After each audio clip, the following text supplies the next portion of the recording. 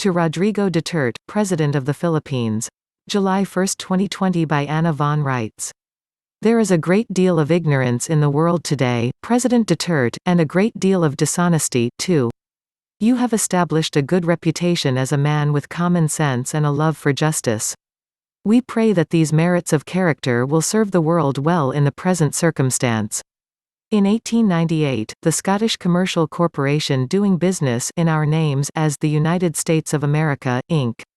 used our money to buy the landmass of the Philippine Islands from the then government.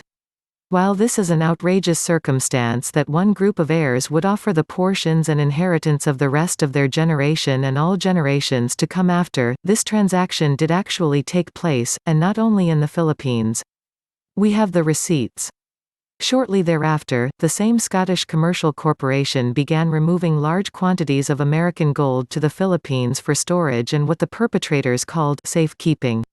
In 1934, the successor and secondary to this Scottish commercial corporation doing business in our names as the United States of America, Inc. was also in bankruptcy reorganization.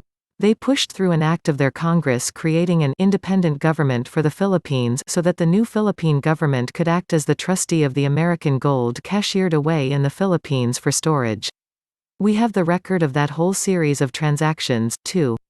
In World War II, the Japanese invaded the Philippines and found the American gold in storage, whereupon it was misnamed Yamashita's gold when in fact it never belonged to Yamashita and didn't belong to the Philippines, either. The Japanese General Yamashita, however, seized upon our gold and transported it all over the world, and especially throughout the Pacific Rim.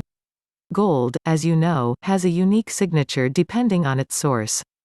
Despite desperate efforts to mix and smelt our American gold with gold from other sources by parties in Indonesia, it is still recognizably American gold.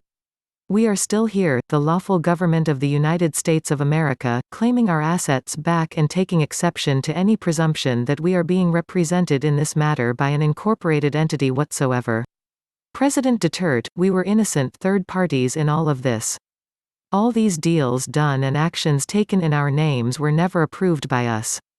Our government of the people, by the people, and for the people has not been in session for many years, and has only recently assembled. Please be advised that ours is an unincorporated government, and in international jurisdiction, our affairs are conducted by our unincorporated Federation of States. All incorporated entities doing business in our names are doing so without authority and are in fact infringing upon our good name and trademarks in a criminal manner.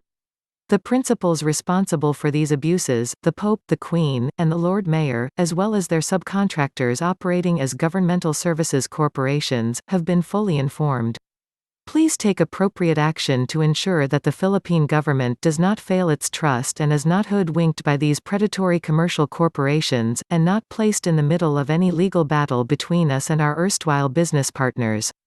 If you see the justice and logic of what we propose, we are happy to negotiate the return of the Philippine land to the people of the Philippines, in consideration for the return of our gold. Thank you very much for your time and attention. Sincerely. Anna Maria Riesinger, Fiduciary, the United States of America.